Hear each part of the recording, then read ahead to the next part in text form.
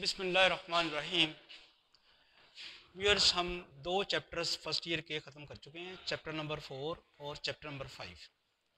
आज हम chapter number 6 start करते हैं और चैप्टर 6 का जो टाइटल है वो है सीक्वेंसेस एंड सीरीज़। तो आज हम चैप्टर नंबर 6 स्टार्ट करते हैं, सीक्वेंसेस एंड सीरीज़। इसमें जो वर्ड यूज़ हुआ है सीक्वेंस, इसका क्या मतलब है, सीक्वेंस से क्या मुराद है और इससे इसका क्या मतलब है। अच्छा, अब मैथमेटिकल डेफिनेशन तो इसकी बाद में मैं डिस्कस करता हूँ। तो अभी जो इस बच्चे ने जवाब दिया कि तरतीब से, सीक्वेंस का लफ्जी माना तो वैसे बेसिकली क्या है, तरतीब।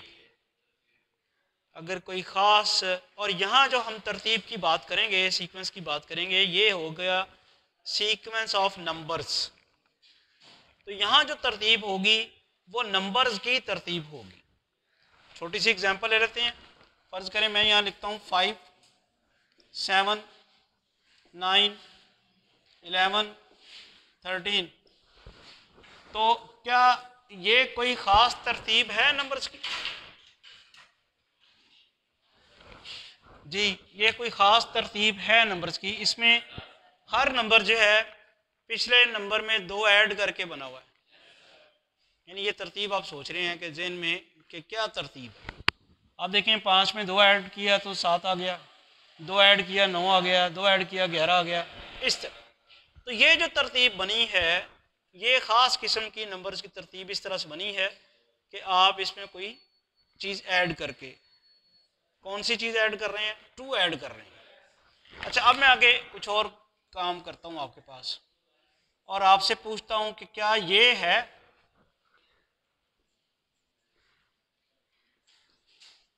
क्या ये सीक्वेंस है? क्यों नहीं है? को पता नहीं चल रहा। तो मेरे ख्याल में तो ये भी तरतीब ही है। ज़रा देखिए कैसे, ये भी एक सीक्वेंस ही बन रही है। कैसे बोला? इसमें आपने इसमें 2 ऐड किए तो ये आया, उसके बाद फिर 3 ऐड किए तो ये आया, उसके बाद फिर 4 ऐड किए तो ये आया, उसके बाद आप, यानी तरतीब का मतलब ये है कि आपको पता चल जाए कि अगला नंबर क्या आएगा। ये जो नंबर्स हैं इनको हम टर्म्स कहते हैं। अगर इसे सीक्वेंस कहेंगे तो ये 5, 7, 9, 11, 13 ये इसकी टर्म्स कहलाती हैं। ये भी 5, 7, 10, 14, 19 ये भी इसकी टर्म्स कहलाती हैं। तो जैसे ही आप यहाँ पहुँचे 5, 7, 9, 11, 13, तो अब इसको देखते हुए पता चल जाए कि अगली टर्म क्या आएगी, अगला नंबर क्या होगा। क्या पता चल रहा है? वैसे हमें यहाँ से फार्मूला पता चल गया हुआ है कि ये जो तरतीब आई हुई है, कैसे आई हुई है कि पिछले नंबर में हम 2 ऐड करते हैं, तो बस फिर इसमें भी 2 ऐड कर दें, क्या आ जाएगा? अगले में फिर तो ये सिलसिला चलता जाएगा। यानी आपको 1, 2, 3, 4 कुछ 1, 2, 3, 4, 5 टर्म्स दे दी गई थी। तो वहाँ से हमें पता चल रहा था कि क्या फार्मूला है, किस फार्मूले के तहत ये टर्म बन रही हैं और किस तरह से ये नंबर्स प्रोड्यूस हो रहे हैं। तो अगले नंबर भी उसी तरह फॉलो करते हुए ये आ जाएंगे। नेक्स्ट ये है 5, 7, 10, 14, 19, 1, 2, 3, 4, 5, ये 5 नंबर्स हैं। और इसमें तरतीब अभी आपने कहा था कि नहीं लग रही, सीक्वेंस नहीं है। तो मैंने कहा है कैसे, एक एक नंबर आप ऐड करना बढ़ा रहे हैं। इसमें सिर्फ आपने 2 ऐड किए, उसमें एक बढ़ा के आपने 3 ऐड किए, इसमें वो ये आ गया। फिर इसमें एक और बढ़ाया, 4 ऐड किए, ये आ गया। इसमें एक और बढ़ाया, 5 ऐड किए तो ये आ गया। अब 5 ऐड किए में अब कितने करेंगे? अब 6 ऐड, बिल्कुल 6 ऐड करेंगे तो क्या बनेगा? फिर क्या करेंगे? 7 ऐड करेंगे। फिर क्या करेंगे? 7 के बाद 8। तो फिर बन गई ना तरतीब, पता चल गया ना, समझ आ गई। सीक्वेंस अभी मैंने सीक्वेंस की जो एक्चुअल मैथमेटिकल डेफिनेशन है वो नहीं लिखी। ये सिर्फ आपको समझा रहा हूँ कि नंबर सीक्वेंस जो है वो किस तरह से जनरेट हो रही है और किस तरह से बन रही है डिफरेंट वजूहात पे। अभी मैं एक और जो मैं सोच के लिख रहा हूँ आपसे पूछता हूँ कि क्या ये सीक्वेंस है?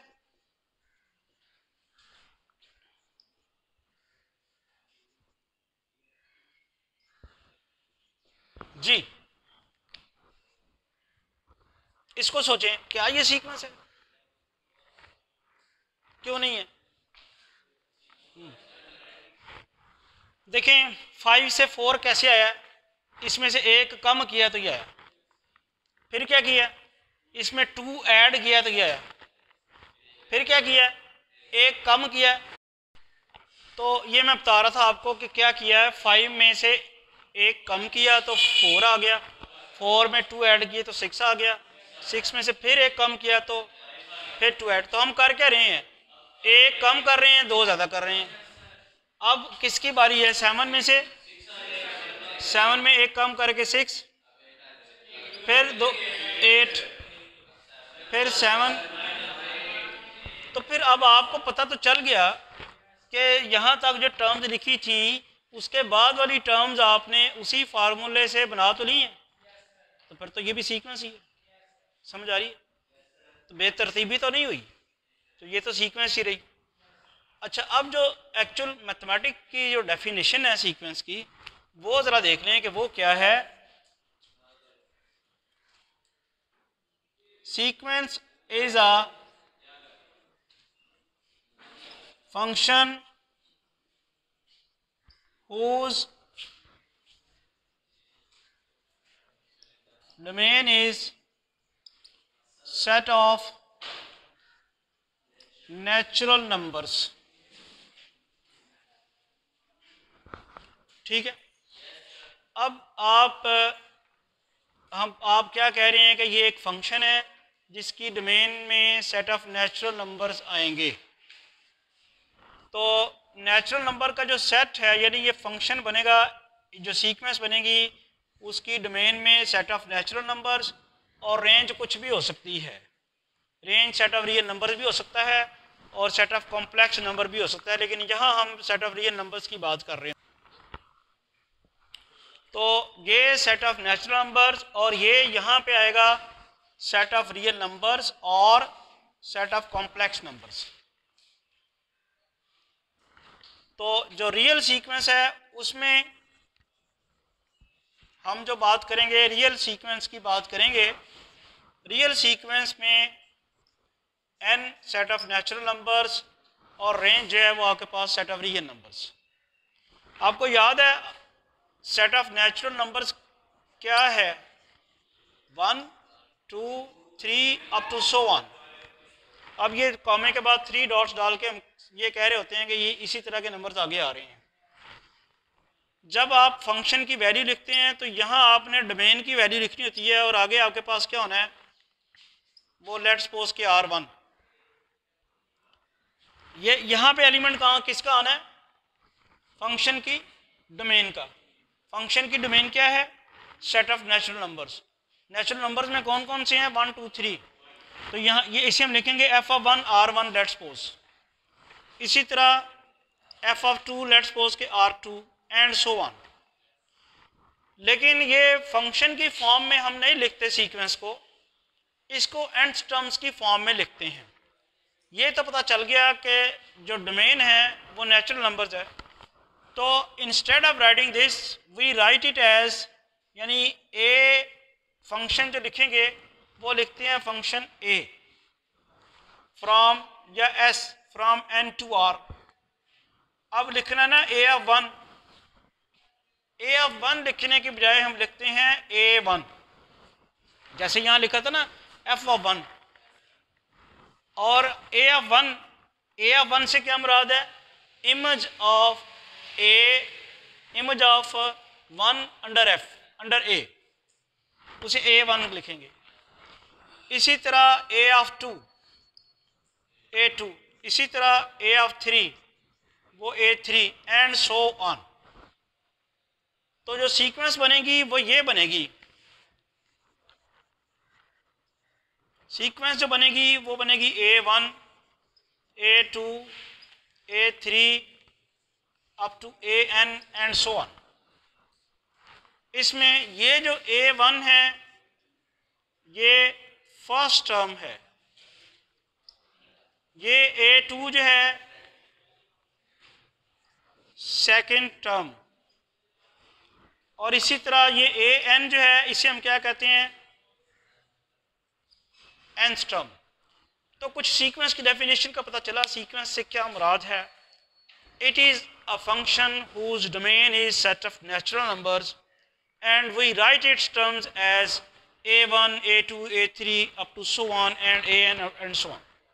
First term A1, second term A2, third term आपके पास A3 और nth टर्म जो है वो AN। तो ये सीक्वेंस की टर्म्स हैं, ठीक है। अब होता है ये है कि कोई फार्मूला वो आपको दे देता है और कहता है टर्म्स मालूम करें, या फिर जिस तरह यहाँ हुआ कि हमने कुछ सीक्वेंसेस लिखी और वो कहता है कि आप इस सीक्वेंस की फ़लाँ टर्म मालूम करें। तो हमें फार्मूले की मदद से जो टर्म्स मालूम करनी होती हैं उसके लिए हम देखते हैं एक्सरसाइज 6.1 का क्वेश्चन नंबर 1 है, right the first 4 terms of the following sequences if. First part इसका है AN is equal to 2n-3, nth term दी हुई है 2n-3 और आपने फर्स्ट 4 टर्म्स मालूम करनी है। तो जैसे मैंने अभी आपको बताया कि क्या दो तरीके हो सकते थे। एक तो ये हो सकता था कि कोई फार्मूला दे दे वो और वहाँ से आपको टर्म मालूम करने के लिए कह दे, जो कि अब यहाँ कहा गया है। दूसरा क्या था कि सीक्वेंस दे दे तो वो आपको कहे जी आप टर्म्स मालूम करें। तो पहले वाला मेथड फार्मूले वाला देखते हैं। यहाँ AN हमारे पास है 2n-3 से इक्वेशन नंबर 1 कर लें, ये nth टर्म है। मुझे आप ये बताएं कि पहली 4 टर्म्स उसने कही है मालूम करनी, तो इसकी फर्स्ट टर्म कैसे मालूम होगी? n की जगह, ये nth टर्म है ना, n की जगह 1 लगाएंगे तो वो फर्स्ट टर्म आ जाएगी। तो हम n की जगह 1 लगाते हैं, 2 × 1 - 3 वो बनता है 2 - 3 वो बनता है -1, ये फर्स्ट टर्म आ गई। फिर इसी फार्मूले में n की जगह 2 लगाएंगे, 2 × 2 - 3 वो बनता है 4 - 3 वो, ये सेकंड टर्म आ गई। इसी तरह इसी फार्मूले में n की जगह 3 लगाएंगे तो 2 × 3 - 3 क्या बनता है 6 - 3, ये 3 आ जाती है। और इसके बाद फोर्थ टर्म जो है वो n की जगह 4 लगाएंगे, 2 × 4 - 3, 8 - 3 = 5। तो thus the required first 4 terms are, कौन कौन सी हैं? -1, 1, 3 एंड 5। अब इसी तरह सेकंड पार्ट देखें। सेकंड पार्ट में AN दिया हुआ है, उसका पहले आप लिख लें formula, AN is equal to -1n × n²। क्या करना होगा? n की जगह 1 लगाते हैं, जहाँ जहाँ n है वहाँ वहाँ 1, -1 की पावर -1 हो जाएगा और 1 का स्क्वायर भी, तो -1 रह जाएगा। इसी तरह ये फर्स्ट टर्म आ गई, तो 2 की n सेकंड टर्म के लिए आपने n की जगह 2 लगाना है। जहाँ आपने n की जगह 2 लगाया वहाँ भी आप क्या करेंगे, -1 की पावर 2 और ये 2 की पावर 2, -1 की पावर 2 हो जाएगी 1, 2 की पावर 2 4 और आंसर क्या आ जाएगा 4। तो ये तो आपकी सेकंड टर्म आ गई जी। थर्ड टर्म में क्या करना है आपने, n की जगह 3 पुट करना है, -1 की पावर 3 और 3 स्क्वायर, -1⁻³ -1 बनता है और 3 स्क्वायर 9, तो ये -9। सिमिलरली A4 में -1⁻⁴ और n की जगह, तो ये 1 × 16, ये 16। तो रिक्वायर्ड फर्स्ट 4 टर्म्स आर, जी बताएंगे कौन कौन सी हैं? जी पहली टर्म इसकी आई है -1, दूसरी 4, -9 एंड 16। तो इस तरह हमने क्वेश्चन नंबर 1 के 2 पार्ट्स मालूम किए, जिनमें सॉल्व किए हैं, जिनमें फार्मूला दिया हुआ था, तो फर्स्ट 4 टर्म्स मालूम करनी थी। अब आप इसी क्वेश्चन का थर्ड फोर्थ पार्ट और रिमेनिंग पार्ट्स देखें। थर्ड पार्ट की nth टर्म आपके पास है an is equal to -1 raise पर n 2n - 3। वही बात करनी है, n की जगह 1 पुट करें, -1 रेज़ पर 1 2 इंटू 1 - 3। ये -1 की पावर -1 हो जाएगा। इधर क्या आएगा 2 - 3, ये -1 इंटू -1 किसके बराबर आ जाएगा 1 के। तो फर्स्ट टर्म 1 आ गई। इसी तरह a2 जो मालूम करना होगा, सेकेंड टर्म n की जगह हम क्या पुट करते हैं 2, इधर भी 2 इंटू 2 -3, -1 की पावर 2 तो 1 आ जाएगा ना, और इधर क्या आएगा आपके पास 4 - 3, 4 - 3 क्या बन जाएगा 1। इसी तरह थर्ड टर्म में -1 रेज़ टू पावर n की पावर 3, 2 इंटू 3 -3, -1 की पावर 3 -1 6 -3 किसके बराबर आ गया -3 के। a4 फोर्थ टर्म जो है इसी फार्मूले में -1 की पावर 4, 2 इंटू 4 -3, -1 की पावर 4 1 हो जाएगी, और ये क्या बनेगा 8 - 3 5। तो फर्स्ट 4 टर्म्स क्या आ गई हैं 1 1 -3 और 5, यानी 1 1 -3 and 5। These are the required first 4 terms. Next fourth part है an is equal to 3n - 5। काम आपने वही करना है, n की जगह 1 पुट करते हैं, जहाँ जहाँ n है वहाँ 1, 3 - 5 ये आ गया -2 के इक्वल। फिर n की जगह आपने 2 पुट करना है, 3 इंटू 2 -5, 6 - 5 1। फिर n की जगह 3 पुट करना है, 3 इंटू 3 -5, 9 - 5 4। n की जगह 4 पुट करना है, 3 इंटू 4 -5 क्या बनता है 12 - 5 7। कौन सी टर्म्स आई हैं -2 1 4 और 7। These are the required first 4 terms of the given sequence.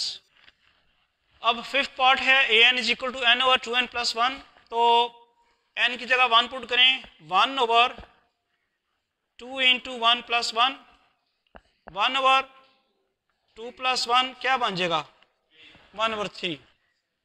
तो आप देख रहे हैं, आप nth टर्म आपको दी हुई है n ओवर 2n + 1, उसी में आपने n की जगह 1 पुट किया। अब n की जगह 2 पुट करते हैं तो बनता है 2 ओवर 2 इंटू 2 + 1, 2 ओवर 4 + 1, 2 और 5। इसी तरह a3 n की जगह 3 पुट करना है, 3 ओवर 2 इंटू 3 + 1, 3 ओवर 6 + 1, 3 ओवर 7।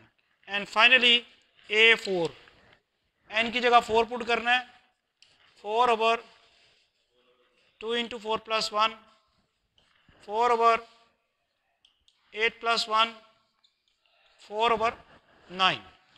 तो फर्स्ट 4 टर्म्स क्या आ गई हैं 1/3, 2/5, 3/7 एंड 4/9। नेक्स्ट 6 पार्ट है an is equal to 1 over 2 raise पर n।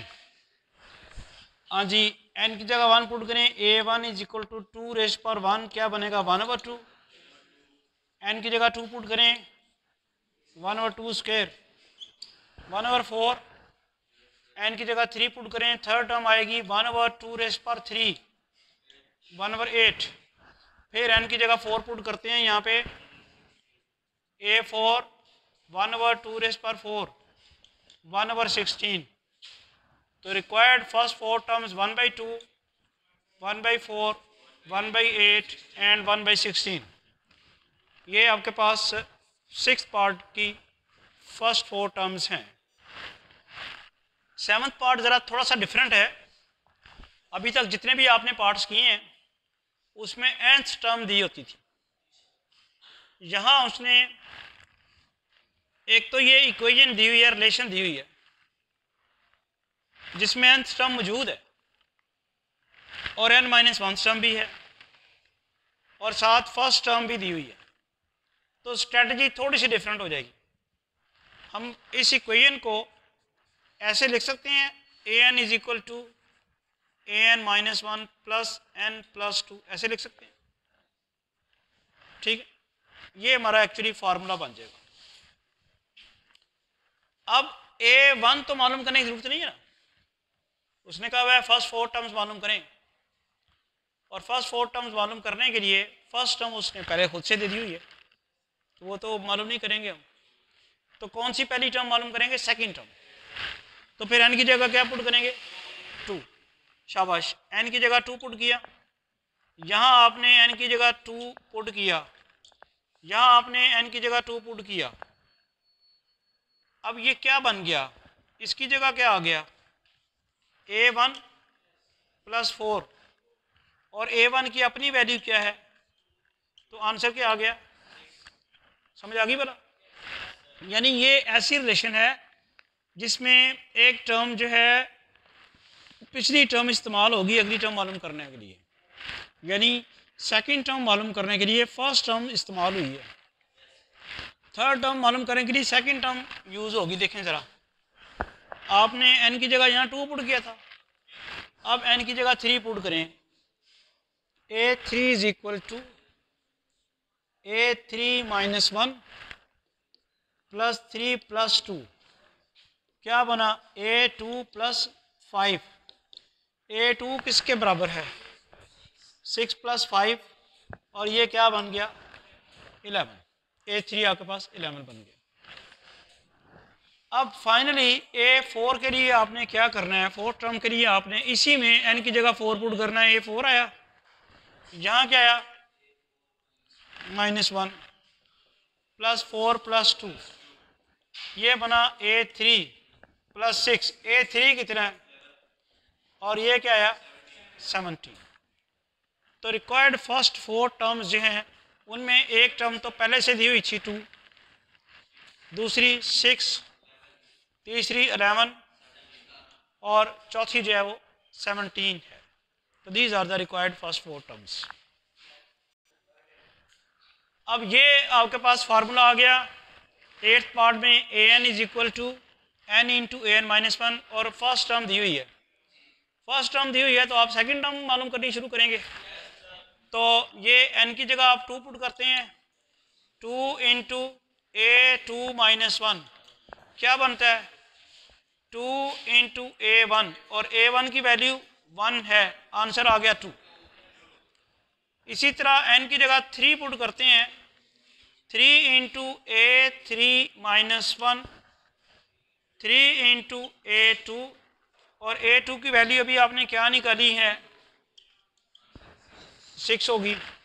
इसी तरह n की जगह 4 पुट करते हैं, तो n की जगह 4 यहाँ पे किया, 4 4 इंटू a3, और a3 की वैल्यू क्या निकली हुई है?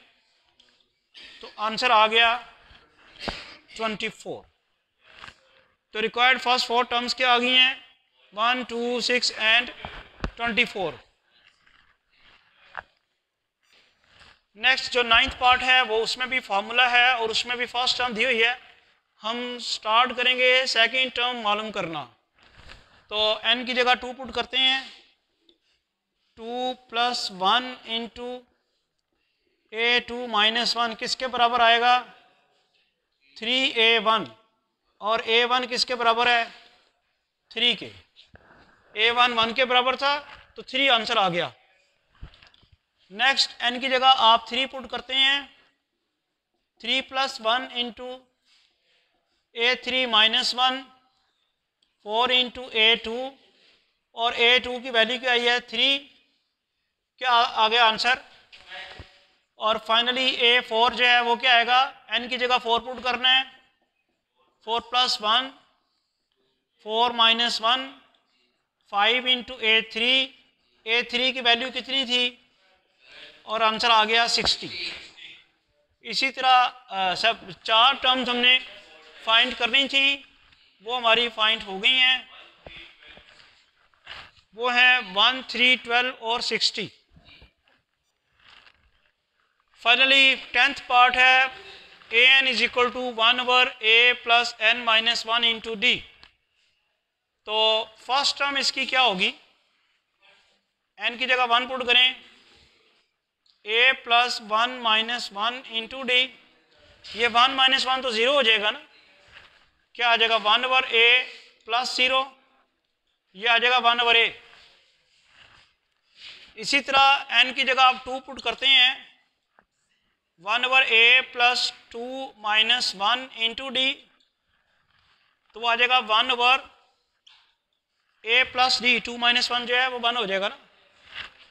इसी तरह a3 है 1/, क्या करना आपने, जहाँ n है वहाँ 3 पुट करना है, 1/a प्लस 2d। और फाइनली a4 जो है n की जगह 4 पुट करना है, a plus 4 minus 1 into D, वो बनता है 1/a plus 3d।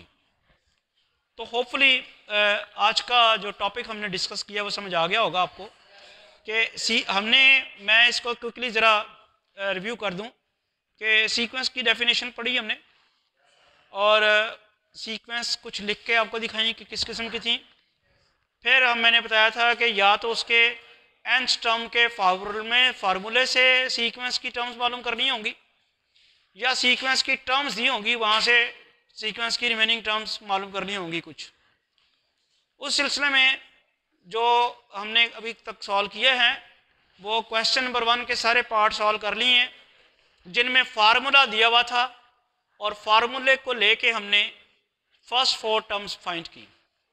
Next lecture में हम इंशाल्लाह जो अगला क्वेश्चन है जिसमें आपको कुछ सीक्वेंस की टर्म्स दी हुई होंगी, फार्मूले से टर्म्स मालूम करनी बहुत आसान है। आपने सिर्फ n की जगह 1 2 3 पुट किया, लेकिन अगर कोई सीक्वेंस की टर्म्स दी हुई हो तो उसका फार्मूला समझना मुश्किल होगा, और उसको समझने के बाद हम सीक्वेंस की टर्म्स लिखेंगे। तो नेक्स्ट लेक्चर में इंशाल्लाह हम इसको करते हैं। Thank you.